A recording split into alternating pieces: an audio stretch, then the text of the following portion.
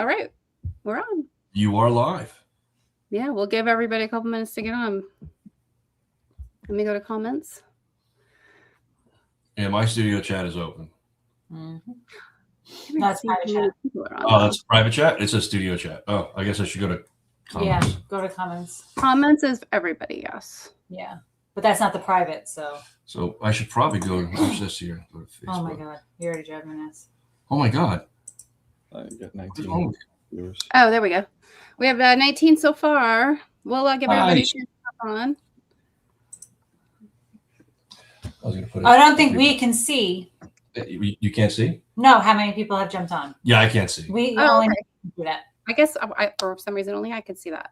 Yeah. It's all right. You don't want me in charge of it anyway. Remember the last live we tried to do? I was so bad. Emma and I couldn't even get on. It's like, all right, I guess I'll just sit and drink wine. Good plan. We are live, Tara. I know. It's okay. We're not a minute in. Welcome to the show, everyone. Hi, Tiff. And anyone that's watching, this is hot chocolate. I promise.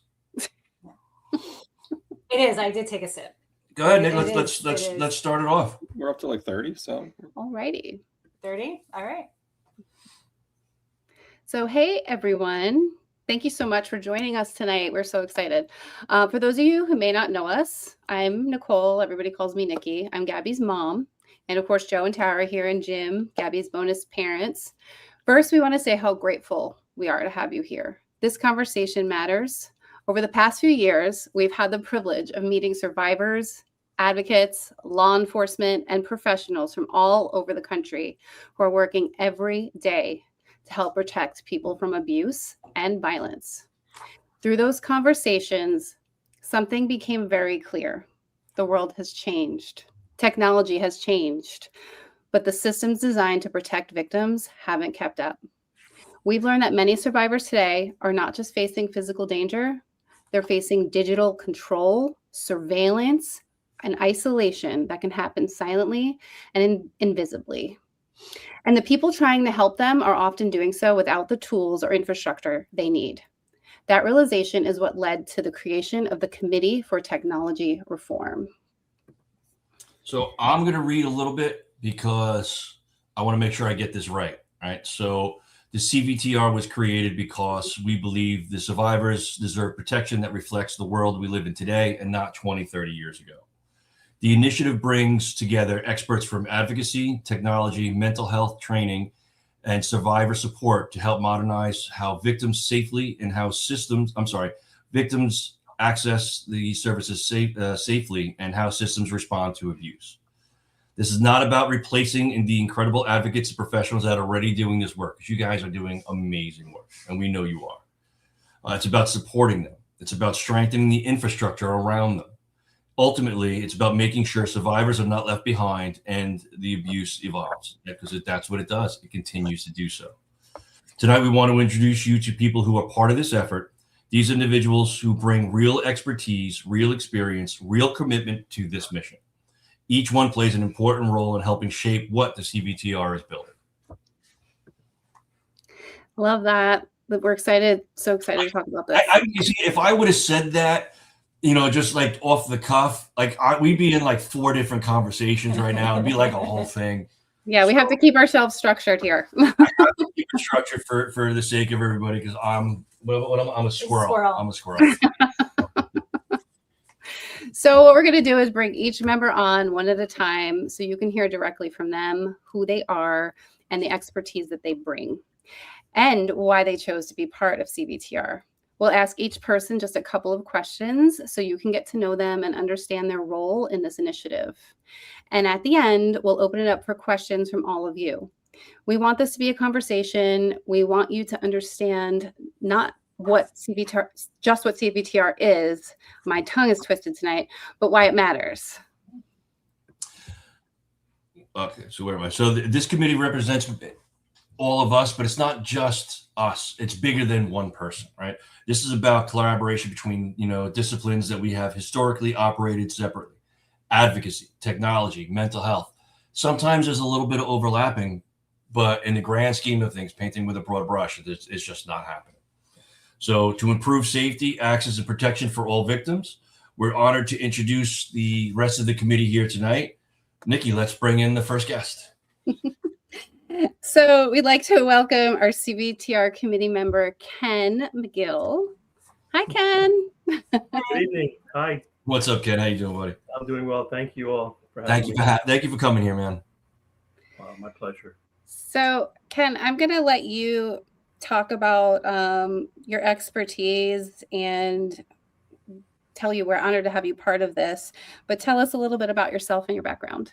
Absolutely. First, I want to thank you all for putting together this event and all that you do and all that you will continue to do. And it's an honor. Also, thanking everyone who's tuning in, because this is truly one of those topics that needs more discussion every single day. So I'm a licensed marriage and family therapist, a clinical fellow. And over the course of my career, I've had different roles that I fulfilled and had the honor to work with some really great people. I've worked in the field with direct clinical care, supporting program development, providing training, technical assistance, and research, and systems level implementation. And I've worked alongside amazing people, as you said, great, strong advocates. Those are in the field of child welfare, behavioral health, juvenile justice, mental health, and the list goes on. And I've had the privilege and honor to talk and learn from those dedicated individuals. But honestly, some of the most clarifying moments that I've had in my professional journey has really been working outside of the system of care. And so after more of the traditional systems of care, which is a concept built back in the 1980s by Beth Strauss and Robert Friedman, but the 80s, things have changed. And it's really important to recognize that once you step outside, you get a completely different view of things. And it's really important when you gain that clarity, which I have, you begin to see not just what the system does, but you see really what it was designed to do. And it was never designed to do the things that are expected of systems nowadays. It's not just technology, but just the complexity of our world that we live in. And I think that's important. I think that's what we all need to ask ourselves. So when we begin to ask harder questions and get the look around, who's getting served, who's not getting served. And historically, there's been many people who haven't, populations, and we want to be more responsive. We want to make sure that there's an equitable component to the system of care, responsive. We don't want to wait till after the fact. So that's really been my foundation, and that's what I've really been honored to do. And joining this incredible team has led me to help as best I can. I was going to ask you from your perspective, why is the work important right now? But you just nailed it, to be honest with you. So, I'm going to take Nikki's question, and that was, why would you want to be part of the CVTR and this initiative? Absolutely. Well, what drew me to the committee was really what reflects that I've arrived at through my decades of work. As I mentioned, I worked in supporting New Jersey's children's system of care, or if I didn't say that, I am now. And I think that recognizing that that's a great way when multiple systems are serving the same individuals and same families. But when we really think about the fact that we're missing a part, and we really can't separate the question of victim safety, absolutely important. And it's been around for so long that systems need to be there to protect people and to be responsible. And when we talk about the trauma-informed framework, I think we really have to build systems where it's trauma responsive. We know we have the data that shows, let's do something. And that's what drew me to this group. We're doing something, and we're continuing to do something every day. And I think the first step now, what this does, is to talk about it. So all the people who's attending, recognizing that this has been going on for far too long. Too many people have lost their lives. And I'm talking to the group that really knows firsthand. And so this really is a true honor. And that's why I want to be part of this. Awesome. All right. We're bringing somebody else in. Yes, Ken. Well, we're going to put you to the back for a second. We're going to bring Mark in right now. Oh, okay. Oh, I thought we were keeping everybody on the screen. No? I am unclear. You're talking to the wrong person. Let's keep everybody on because then we'll start asking All more right, questions. so no, we're going to push you to the side, Ken. Never mind. I totally lied to you. Perfect. We're So, going to introduce Mark. yeah, so I'd like to introduce you to Mark. Mark's been, I guess you and I, Mark, have been doing a lot of stuff behind the scenes on, and we talk a lot too. Like our conversations, we were talking about it before, like an hour and a half. Like 45 minutes is foundation related, and the other 45 minutes has got nothing to do with anything. So, because he's also like a squirrel, like I am. So, I guess Mark, share a little bit of your background and you know who you are and what you're doing. Excellent. I will. I am a former Marine intelligence analyst. I served in the early days of the War on Terror, and I went on to get a degree in intelligence studies and psychology, and a master's degree in software engineering. And that is kind of where I end up in this space. It sounds weird, but I work for Loop Solutions, and we develop clandestine communication channels so that victims and survivors of domestic violence have a way to reach out where they can't be observed by their abuser. Is that pretty much good enough from background? Yeah, Great. yeah, that I'm works. trying to keep it short. No, so yeah, we also have Mark on a timer because again, he's like me, and He'll just keep going. yeah, it's gonna be a I while. know, I'm worried about asking him a question. Do you want to ask first, Nick? Or do you want me to go ahead and ask? Go ahead, Joe. You know, so what made you want to be part of the CVTR and this initiative? Let's start there. You know, there's a lot going on here, and there's a lot of reasons to be a part of this. I always joke around that if you give a Marine a mission, then it's like feeding a stray. They're going to hang around until you finally just let them in. You know, I want to do something big. I want to do something important. But you know, I'm an old warfighter, and you know, fights that have clear lines between good and bad. Clearly, the good guys are here, the bad guys are here, right and wrong. They're not easy to find. But this is one of those fights that is clear as day. So I think that's really what draws me here, you know, to this particular fight. That was amazing. Thank you.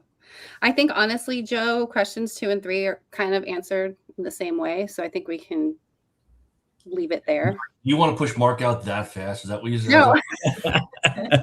He answered both questions is what I'm saying. Oh, all right. I'm with it.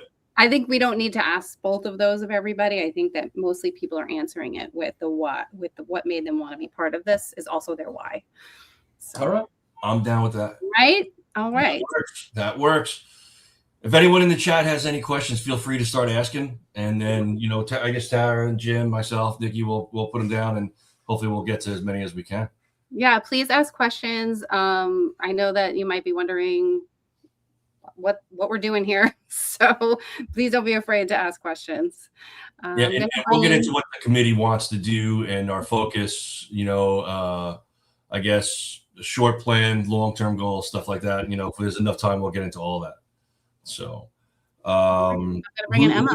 Yeah, Emma.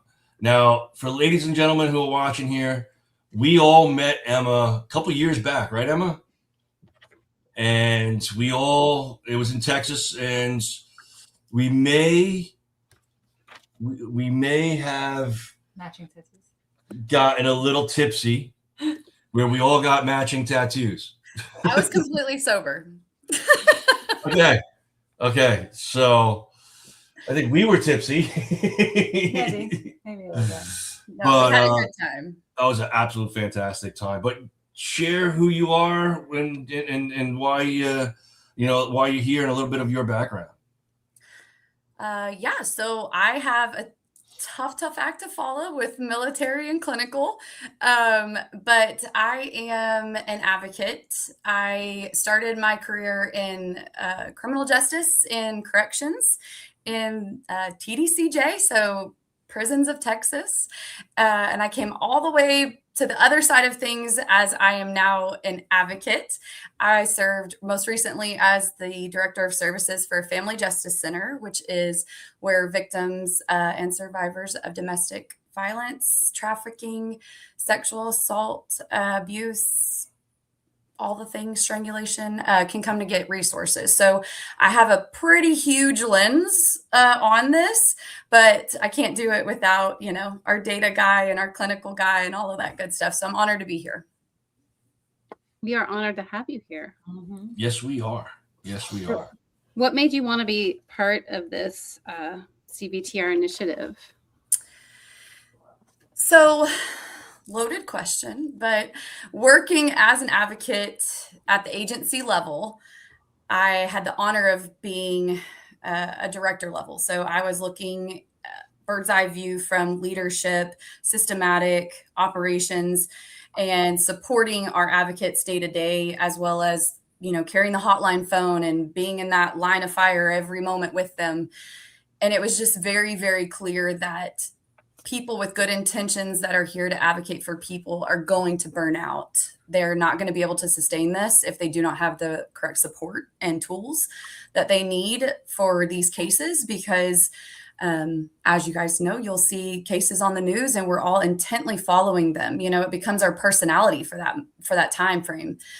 Advocates are doing that multiple cases a day, and we're that serious about every single case every single day. So I'm here to also support advocates, but in a bigger way. I saw the CVTR and thought, what an honor to go and change this at a systematic level to support the advocates needed for the survivors to have that hopeful future.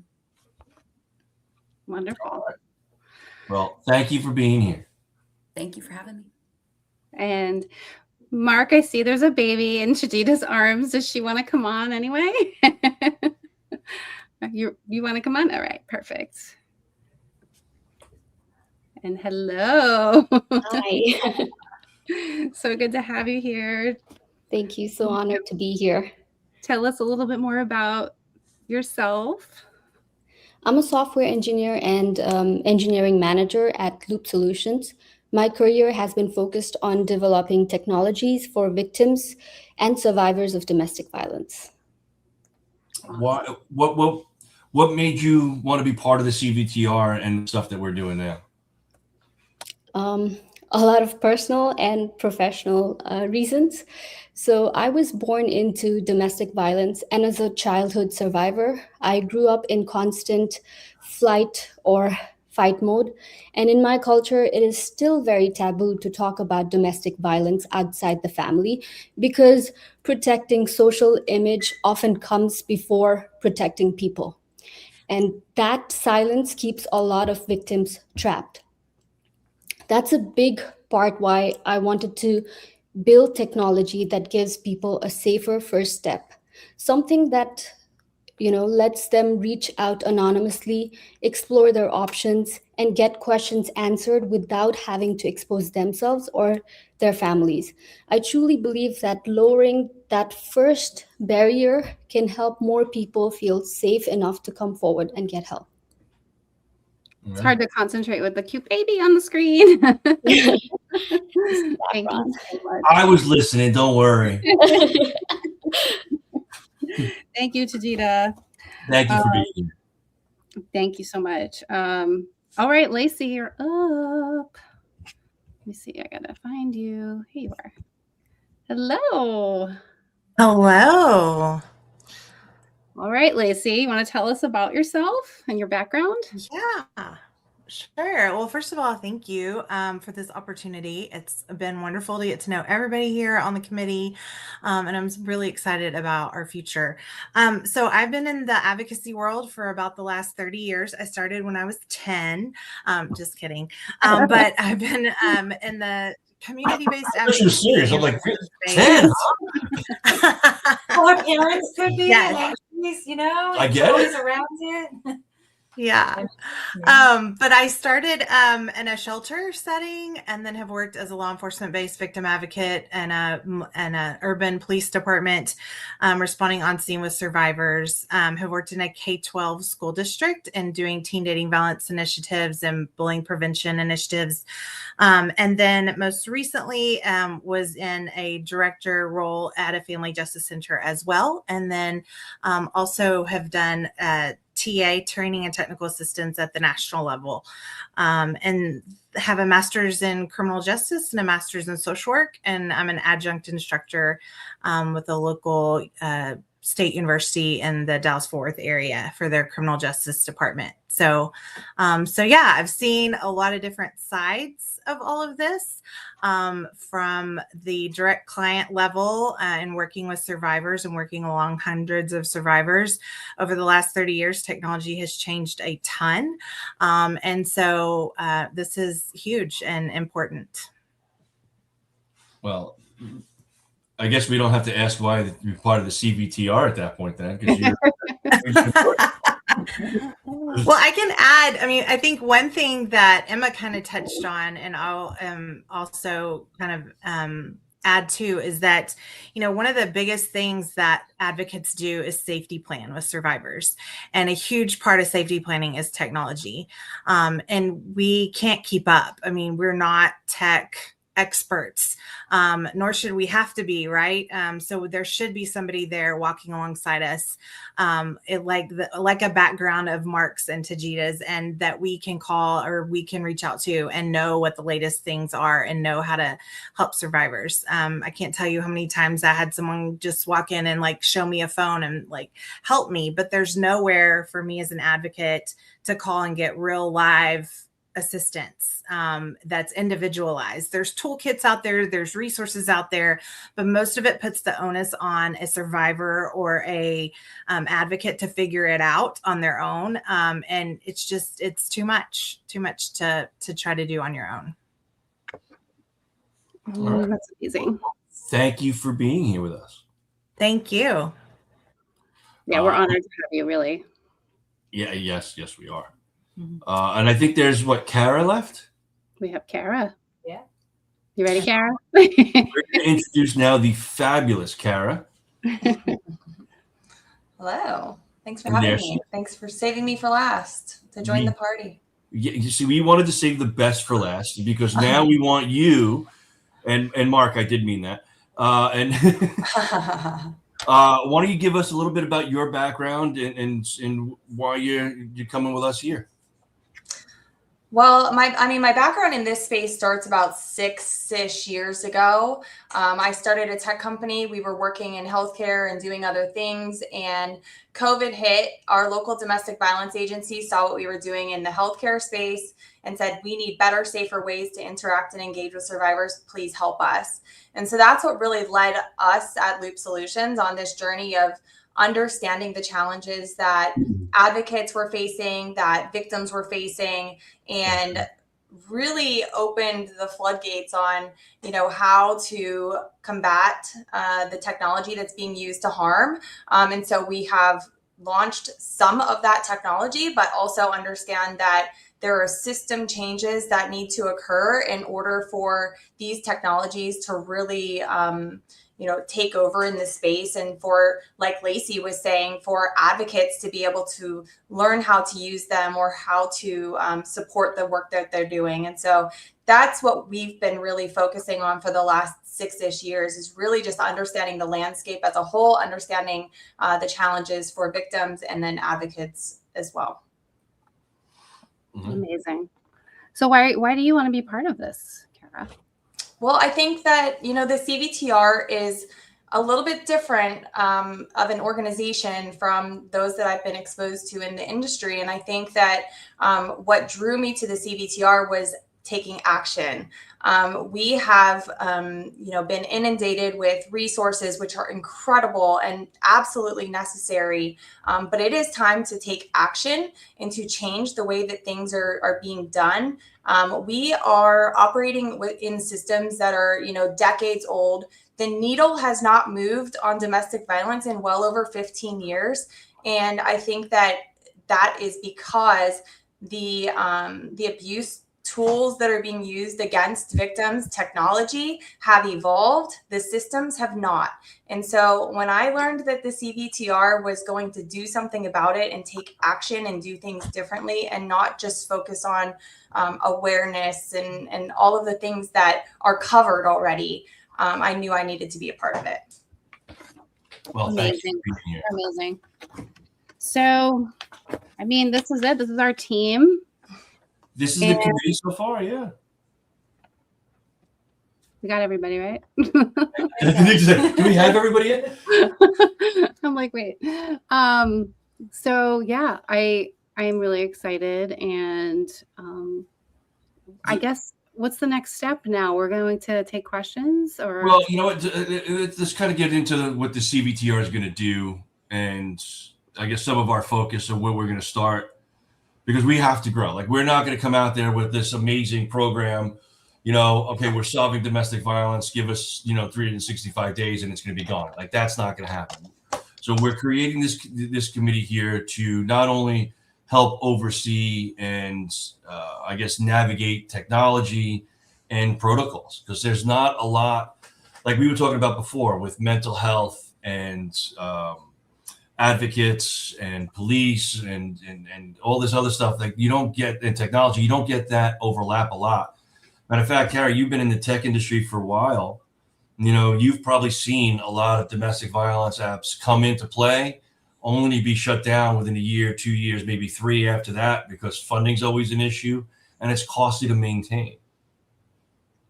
Yeah, I mean, I think that there's been a lot of tech development for women's safety. I'm sure everyone has, apps on their phone where they share their locations with their friends. And, if you're in an Uber and you can alert someone of where you are and those kinds of tools. But the technology that hasn't been developed is the technology that will support victims who are actively being victimized, and the technologies that Lacey was mentioning before of how can we detect if devices are being monitored, and we have to combat tech with tech. And so actually building the industry that counters this abuse and abuse tech or stalkerware that's being used against victims is absolutely necessary at this point. It is unacceptable to continue to operate the way that we have been, and we have to introduce new systems, or we are going to never move the needle from one in 3, and we're going to be stuck there and continue to fund the status quo. And I'm just not cool with that. So there's 2 things there. So doing the same thing, expecting a different result. Now, we've been, as a country, putting billions of dollars into domestic violence, and nothing's changed. The needles, like you said, hasn't moved. Matter of fact, there's been major budget cuts across the board too. So, but when you look at it as a whole, when you add 2020 into the mix in the year since, it's actually increased. So with the amount of people who are working from home, it's only gotten worse. So doing the same thing and expecting it to get better when it got worse is not the way we should be going. I mean, there's $1.8 billion, funded by the federal government into supporting victim services. And I think, although those funds are necessary, I think that we do have to take a step back and look at the systems that we are funding, and make sure that they are keeping up with the times and the modern victim and the modern abuser, and making sure that we're not just continuing to fund old systems. And so, it's not a funding issue at this point. I'm sure we could always argue that we need more funding. So I don't want to say that really, but it's not just a funding issue. It's a systems issue. And so we have to fix it. We do have to fix it. It is an issue, but also I think Mark and I were talking, and I think stalkerware is a $200 million a year industry, give or take. It's getting there, and I think that the data, when we also look at some of the Chinese companies out there, the data is incomplete. So the current stat that they put out there is $145 million. And then with a significant CAGR, I forgot what that is. But over the next 5 years, it's supposed to be $256 million industry. And let's also tag into the fact that there was a study done recently where almost half of high school students, have admitted to being stalked. And then you see stalkerware like this, it's only going to get worse. And now, Nikki, you and I were talking, and kids today don't like to make phone calls. They'd rather do it via apps. Like, I got a 17-year-old and a 15. I'm sorry. 18-year-old now and a 15-year-old, and they talk via like Snapchat and other applications to do. The fact that I text in full sentences apparently is an issue and an old person thing to do. So, you know, when you have to get with the times, and there's just not technology. And Nikki, you've seen it too with your girls. I mean, same thing, right? And I mean, there was just a case with the, you know, the Roblox and stuff with you just told me about the FBI report that just came out. And the most recent FBI data came out for domestic violence homicides from 2020 to 2024. And if you look over that period, and this is just over law enforcement agencies that are reporting through their system, there was 11,466 domestic violence related homicides in the United States during that period. And so the statistic that we've heard for a long time is, 3 women a day are victims of DV homicide. Well, if you look at those statistics now, that number's pretty much doubled. And in that, they've also reported well over 70,000 plus teen dating violence related incidents. And those are just the ones that are being reported. So these instances are going further and further up. And just recently, we were talking to a sheriff in Ohio, and he had actually mentioned how technology is complicating these cases even further, and how they're really behind the 8 ball with a lot of this stuff. And so when we go out there and we have these discussions with law enforcement and first responders, and they see it every day, they're on the front lines of this, but they want actionable items. They want to know that there's something out there that they can use to help benefit the people they're sworn to protect. And so they're asking for it, and there's a huge need for it. And it's absolutely necessary. So putting together this team and trying to combat this issue is huge. It's paramount to keep people safe as the world keeps changing every day. I know Lacey touched on it, and I know Lacey's brain is probably going 100 miles a minute like mine is being in the advocacy space, but it's not a question whether survivors need this or not. It's absolutely not a question. You can't prove it to me in any data anywhere, and it's only growing as we're learning. But it's also the most underreported. So this overwhelming, reports of it's growing. It's also very unreported or underreported. So I unfortunately am never shocked when the new numbers come out. I always expect them to be higher because I know they are in advocacy, because that's who we get to see. The front line, absolutely. I 1,000,000%, support that and know that they need the tools. But oftentimes, what we see is that who do they resource them out to? Advocates. And just like Lacey said, how do I combat someone coming to me telling me that they're being stalked on technology? I can't tell you how many times they come in the door and they say, "Can you check my car for a tracking device?" There's law enforcement agencies that don't know how to do that. There's some technology out there. I've seen a couple departments that have it. It's not 100%. And what do we know about technology? It's ever evolving. And what do we know about abusers? They're intelligent. Unfortunately, they are. I know we want to, believe that they're stupid and ignorant. Unfortunately, they're very intelligent, and they know how to utilize these things, new things, ever evolving, because they know that the systems are not keeping up. And so my issue that I get to address within this group is protecting the advocates.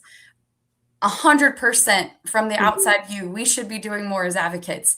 But how do you do it when even this group doesn't know how to tackle it? We've got to give them tools. We have to build the tools to equip them to continue to help people. We can't just have a revolving cycle of people who want to help, have good intention, and then they get burnt out because they have no support and no professionalism, all of the tools that they need behind them. We're just hoping. We're like advocating on a hope. You see that a lot. You see a lot of advocates be abused by the system, to be honest with you, because you care so much and you don't want to put that phone down, because you know that when you answer that phone that you're going to give it the care and time it deserves. Where not everyone who goes into that position, has that type of, mental, fortitude, where you do get burned out, and you do get burned out pretty quickly. Mark, you okay with the baby over there, buddy? I heard the text, man. Oh, never mind. I heard the text. So, and now, Lacey, you've been doing this since you were 10, right? So, since like say COVID, because that's a good, I guess, barometer where people started to see and pay more attention. And you had Gabby's story, and then you've had other stories come out. You just had the Shriller case where the young girl drove her car into a brick wall with two boys in the car. I guess from dating, and then you had a mother today, unalive herself. I don't know if we can use certain phrases here or not. Apparently, you have to do it. In a Vegas hotel room for a custody dispute. You had the father in a hockey rink in Rhode Island. Harm his family. Again, and this was his ex-wife. So you see these things. How's it been since COVID? And has it increased? Have you seen that increase? Oh, most definitely. I mean, COVID had good things that came out of it too. Let me just say, like, it did force domestic violence agencies to figure out how to provide services virtually, like a virtual over the phone, text. Now, was that safe? Did it keep survivors' information safe? No, because we're using our personal cell phones at home to answer hotline calls. We don't have the protections we need on our networks from home. So it had good things come out of it because it shook things up to where we were forced to figure it out and figure it out quickly. But in the same sense, as far as survivors that were stuck at home with their abusers, everything was weaponized. I mean, even down to the point of even when vaccines came out, it was, whatever the abuser felt about the vaccine was forced on the whole family, or whatever the, abuser felt about social distancing was forced on the whole family. I mean, so it got so much worse during COVID because of, laws that were forcing you to stay home and to stay in the same room as your abuser in the same household. So, yeah. And nobody wanted to call police. And if you did call police, because of COVID in the jails, they were not arresting people for some of the same things that prior to COVID, they definitely would have taken someone in on. If you take people's, sexuality or identity into the equation there, you see things not only increase in terms of percentage, right? Like women have a high rate of domestic violence, but gay men actually have a higher percentage of domestic violence. Transgender have an even higher percentage than them. So when you take those things into account, and when it's a man, a lot of people laugh. It's a shame to say it like that. I don't like to say it like that, but a lot of people do, and they don't take it seriously.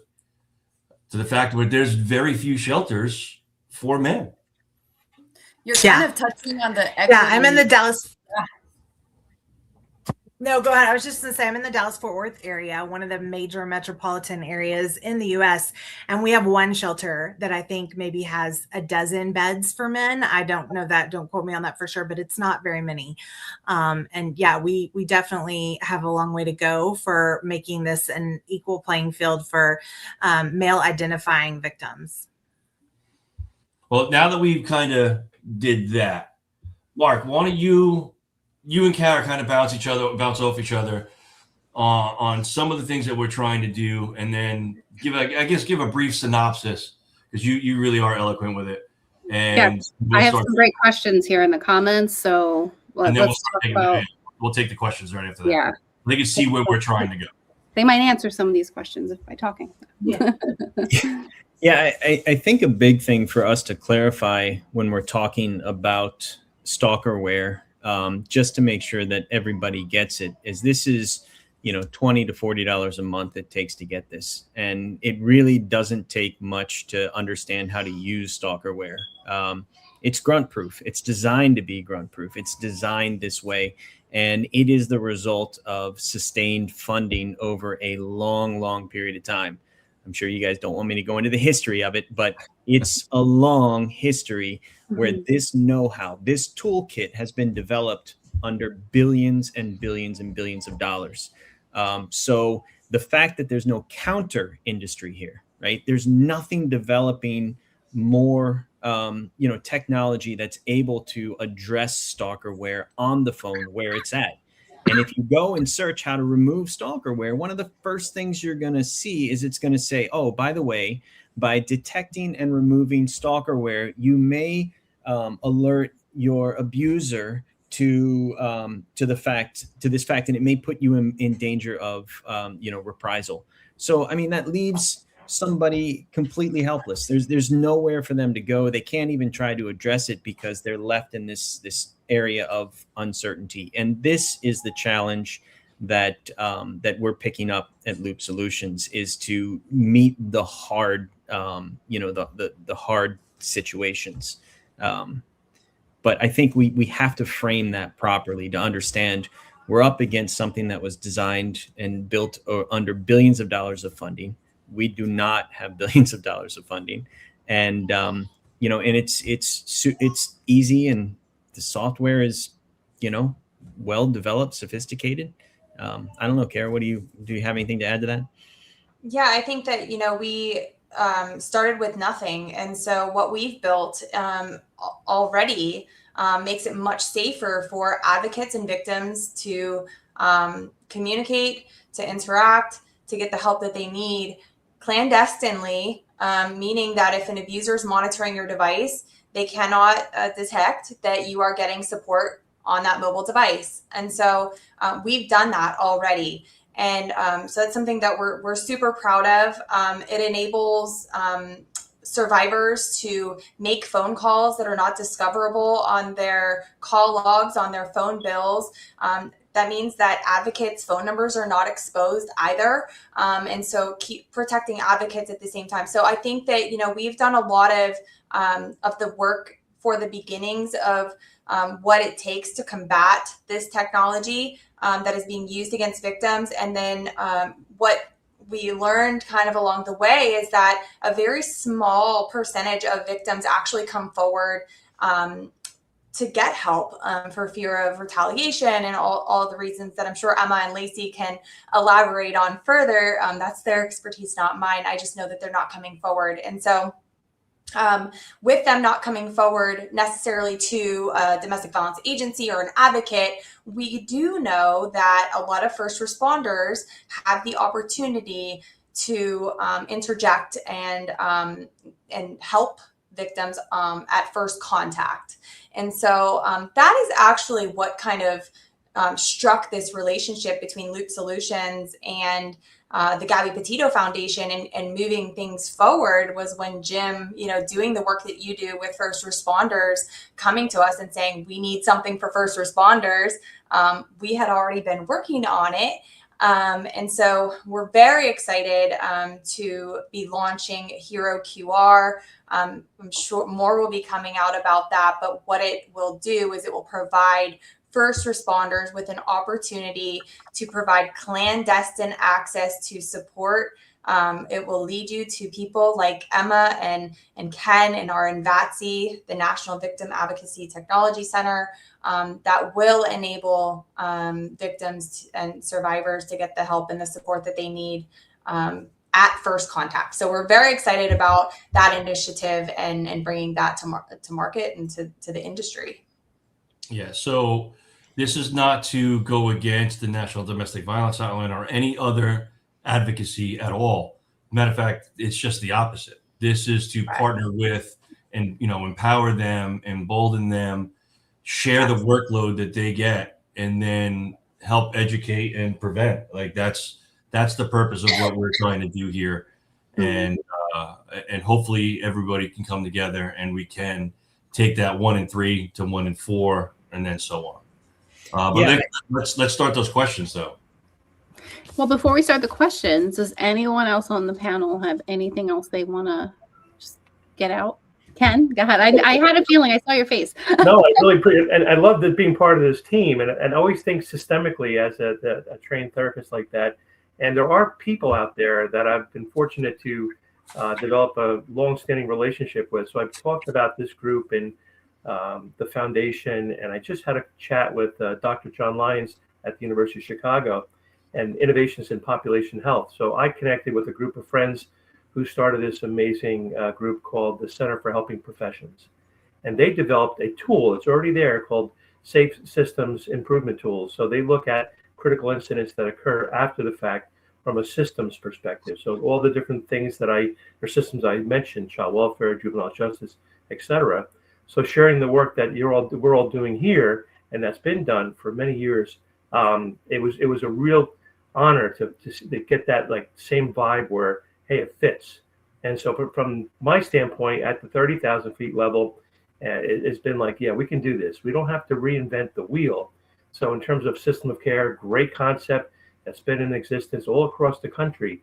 But let's add to it the 2026 version of building something that is going to be useful for those who do the direct work. So thank you, Nikki, for I couldn't hold it in. So the good thing with this committee is there's no ego here. No one's got an ego here. Like no one cares what our titles are. We just simply want to lower the numbers. Like that's the goal. So we all have the same goals here. That's it. All right, so let's start. I am going to go back.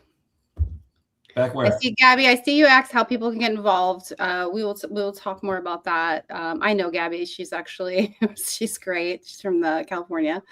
Okay, so I'm going to pop the question up. Hi, my name is Chelsea. I live in Alberta, Canada. I'm a survivor of severe domestic violence turned advocate for victims DV. Will this technology be available across the border? That's the goal. The goal is to have it everywhere. You know, we have to start somewhere.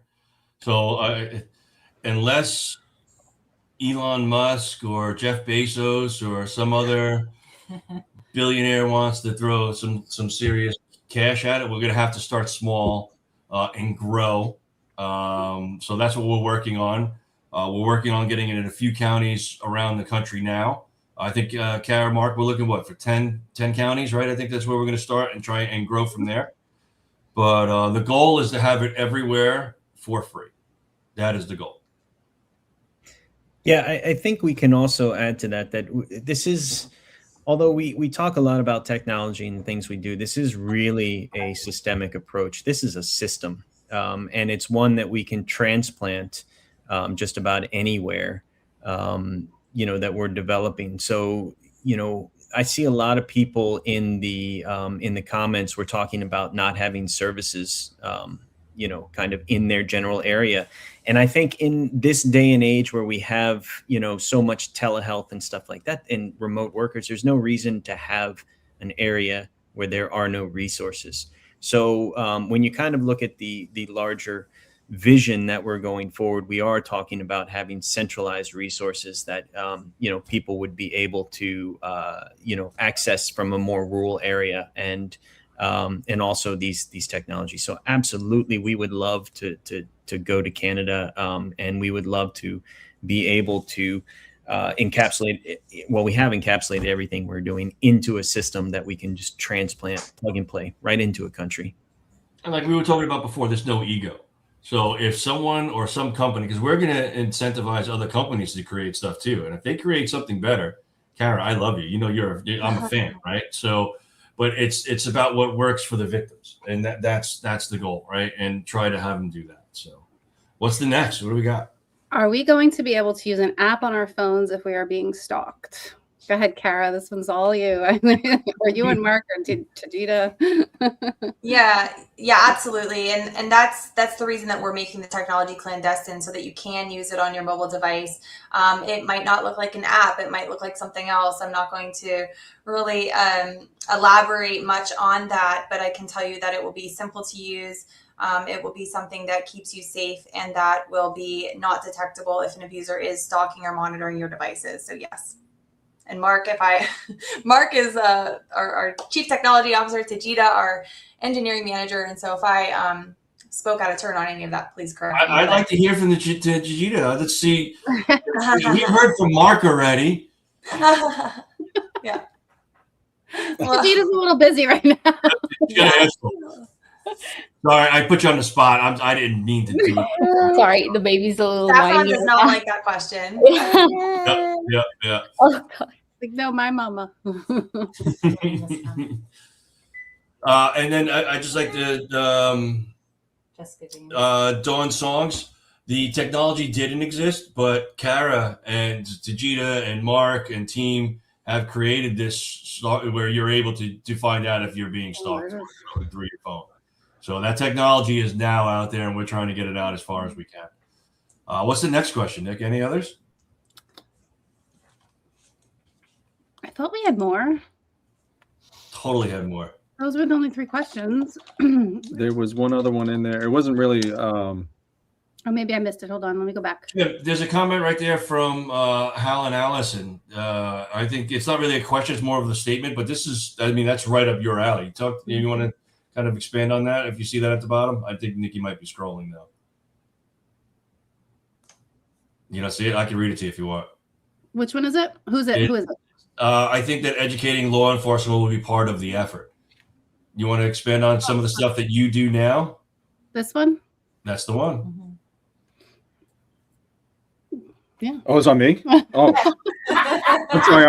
We're like scrolling through You're over not here. just sitting pretty. You and Tara are not just sitting pretty. I thought that was just the eye candy. I wasn't sure. He is eye candy, though. Educating law enforcement will be part of the effort. That's a huge part of the effort. That's something that we're already doing now. We're out there all the time in front of a very diverse audience, trying to bring all of the proverbial silos together and make sure everybody's on the same page. It's not easy. Depending on where you are in this country, the resources may be plentiful or they may be few and far between. But that doesn't change the dynamics of these incidents. When you go out there, it sometimes does complicate it, but we do everything we can to get out there, to educate. We recognize these issues. I've been to some of the most remote places in the United States in the last year and a half. And they ask for this training. They want it. They're asking for it. They understand they want to do better. They want to protect the people that they serve. They also want to keep themselves safe in the process because DV calls are the most dangerous calls for them. That's where they lose a large majority of their officers in the line of duty is responding to these unpredictable incidents. So we spend a lot of time out there with them. And then as this gets rolling and going, putting it in their hands so they can get it to the people that need it the most. The same person again asked, when I asked the police, they said technology doesn't exist to locate tracking devices. So I would let maybe Mark comment on that or Kara. We have to get a lot more specific when we're talking about tracking devices because depending on what you're talking about, they're not always on. Right. You know, like, I mean, one of the easiest things to do is look at an Apple AirTag. They talk to any iPhone that walks by it. So, you know, if you're close enough to it, you can certainly detect it. And, you know, I've heard of people, you know, getting messages to say there's a strange, you know, iTag that seems to be following you and, you know, and all those kinds of things. So is there technology for tracking devices? Yes. But it's not cheap, and it's going to be specific to the type of tracking device that you have, which makes it more complicated. You know, it's a kind of a difficult question to answer. You know, whether or not a police department is going to have access to the right technology, I don't know. You know, it's going to go place by place. But we might be talking about device here, not just software, but an actual device capable of intercepting the radio signal from the tracking device to the other thing. I just got hit with an AirTag in the airport the other day. It said it got linked to you, and it was obviously just somebody walking very close to me. But yeah, it kind of makes you do one of those "what the heck," you know, moments. So I was in a meeting yesterday, and one of my partners opened up their AirPods, and my iPad picked up their AirPods. I think that was a start. So, but there was another question back in around 7:53 from Bobby Dorton. Let's use people's first language rather than calling them, you know, what. It was a comment. Yeah. Yeah, but I do like the fact of, you know, speaking in their first language. You it's important to make sure that you can have that conversation, and that's something that we have to gear towards as well, making sure that we're able to communicate and not have to do it through routers or something along those lines, because that can be frustrating, and sometimes it gets lost in translation, and we want to make sure we're giving people the right information and making sure we're doing the best that we can to make sure that they're safe. So that's also important. Any other questions that you saw, Nick? No, I'm scrolling through again. A lot of comments, not a lot of questions. Hello from New Mexico. Thanks for being here. I think I want to just add something. All of the questions, like suggesting, we go to the front lines first and we train them, or, suggesting all these things. I think the really different thing about us, Kara said we want to do something about it. I think what really stands out to me is we are all acknowledging that there isn't an end goal, that it is going to keep changing. And so defining what the goal is every day isn't really possible because it is continuously changing. That's why Mark could speak on it forever, but we're developing the structure to have the intelligence to tell us what are the things that we need to keep working towards. So not picking on that comment, because just like Jim said, that's something we're doing and we're very passionate about. But I don't want anybody to think that we're coming on here because we have the answer, because we're probably the first group in this industry to say we don't have the answer, but we're going to find it. Well, there's a lot of things that we can do, like the education and prevention is probably the biggest miss we do as a country, right? When it comes to certain areas. I mean, there are places and districts for schools where they say that they are doing domestic violence education and having 2 high schoolers. No, you're not, because we've had these conversations. Go ahead, Ken. I see you. I'm shaking. Because you're, with being the clinical folks here, and they're probably on the call as well. Thinking back of all the training that I received, the continuing education credit, this topic rarely comes up unless I missed it. So in terms of embedding this into not just a course, but in terms of the language of how we work with people, and understanding that, I don't see it in my workload or my private practice or wherever I work because it doesn't exist. That's not true. And that's why if I ask people in this particular call, who do you know that's been impacted? We'll all say yes. How about the people on the phone? It might be some people who still believe that, no, it hasn't, there's nothing, connected directly to me, but that's not true. The more that you look and the more you find out, it's just underreported, as we've discussed here. It's not seen as something. It might be something where it's accepted because, well, I had a bad day, and it's not just the men, but just talking about the person who's perpetrating the abuse. So that's what I wanted to add. I think the more that we're doing a chat like this and getting the word out and talk to as many people, that's first step.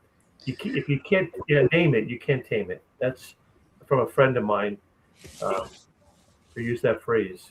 You can't. Getting the kids taught and teaching them is going to take that number from 1 in 3 to 1 in 4. The more we can teach them and give them the red flags and the indicators. Where did you go? You're so far away. I think it's also important just to kind of. It's very uncomfortable. Any other questions, or do we want to kind of wrap it up here, Nick? What do you think? I think Mark, go ahead.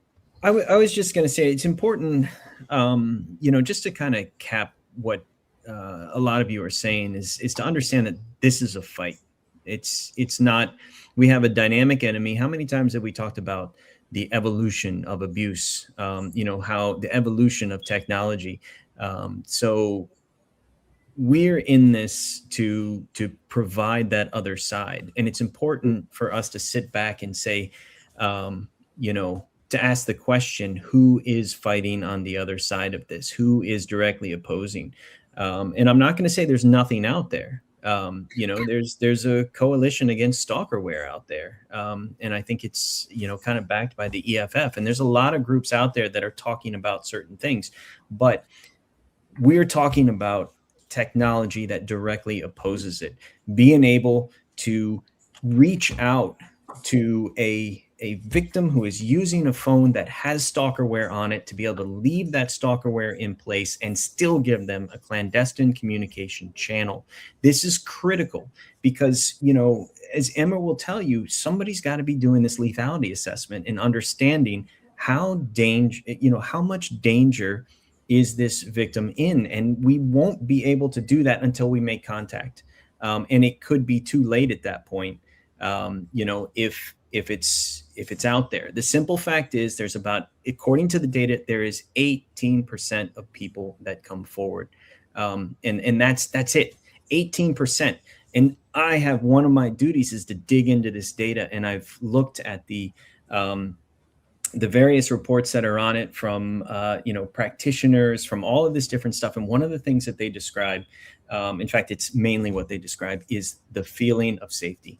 And I think that's the biggest reason why we only have 18% people reaching out for help, is they don't feel safe. So our duty is not only to make something safe, but then to prove it's safe and then get the word out that it's safe, all without being able to engage our end user because, they can't purchase it because that would leave a trail.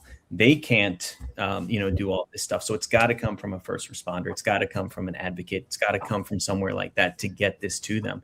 So this is a fight. This is a knee deep in the mud, get in there and just slog it out and build that technology that is going to, to counter, this threat and make people feel safe. Yeah, and I just want to wrap it up with what Mark is saying and put a little bow on this just by saying that we've talked a lot about systems change. And when we talk about the systems that need changed, it's the systems that enable more victims to come forward. And so if we can get the first responders the tools that they need so that they don't have to make the judgment call. We're talking about racial equity issues here and making sure that we're removing that responsibility from that first responder, from having to decide if this victim actually needs help or not, and letting that victim, take the lead through safe access to the systems that can protect them through clandestine technology. And so that's the systems change that we do know needs fixed. And that is the technology that we are going to be building to fix it. And so, we've talked a lot about, education and awareness and those kinds of things. We're educated, we're aware, and we know what steps we need to take action. Back to why I joined the CVTR is to take action. And so that's what we're going to do. So there are things that we're going to be doing now that will protect victims very, very soon as we can launch them. So just know that we have figured it out to a point on how we can start to make change now. And if I could just add to that as well, what you can do to get involved is at this point in time is really share the stuff that we're sharing for the CVTR. Write your elected officials and say, hey, listen, get behind this CVTR because it's long overdue and it's needed. And, we have the technology to really help make an impact and grow from there to make a really, really big impact. We just got to get there. That seed has to be planted first and it's got to be watered in, and that's what we're working on.